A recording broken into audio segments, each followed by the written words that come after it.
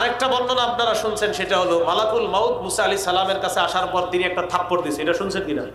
মালাকুল মাউত মানুষের আকৃতিতে অনুমতি না নিয়ে ঘরের ভেতরে ঢুকে গেল।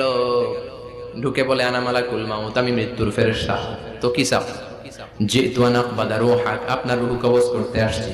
কিন্তু মুসা আলাইহিস সালাম দেখতেছেন দিব্য একজন মানুষ, কি দেখে? আবার সালাম দেয় নাই, অনুমতি নিয়েও ঢুকে নাই। অমিয়া, অনুমতি নিয়ে ঘরে ঢোকার দরকার আছে না নাই? মুসা আলাইহিস সালামের মেজাজ বড় গরম।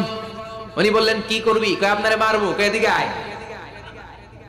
মালাকুল মাউত মনে মনে ভাবে, এতদিন সব মানুষগুলো আমারে দেখলে দিত দৌড়, আজকে মনে হয় আমারে দিতে হবে দৌড়। এক পা আগায় দুই পা পেছায় সাহস করে সামনে গেলেন। আবার মুসা আলাইহিস সালাম দিলেন এরকম থাপ্পড়। ফাসাক্কাহু ফাফাকু আইনা, বুখারীর বর্ণনা, এক থাপ্পড়ে চোখ নাই। ঠিকই মালাকুল মাউত দৌড়, এক দৌড়ে আল্লাহর কাছে। আল্লাহ বললেন, রাখো। এটা মুসা আলাইহিস সালাম, তার মেজাজ বড্ড গরম। এটা সঠিক। এটা কি সঠিক? এটা বুখারীতে আছে, মালাকুল মাউত মুসা নবীর কাছে আসছে, মুসা নবী থাপ্পড় দিয়েছে, এটা সঠিক। এখন ঘটনা হলো কি জানেন?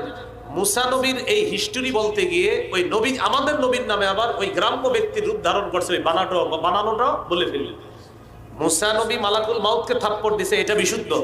এটার সাথে আবার আমরা কি করি, ওইটাও বলে ফেলি যে আমাদের নবীর কাছেও মালাকুল মাউত আসছে, গ্রাম্য ব্যক্তির রূপ ধরছে, অনুমতি চাইলেন। এটা হলো জাল বর্ণনা।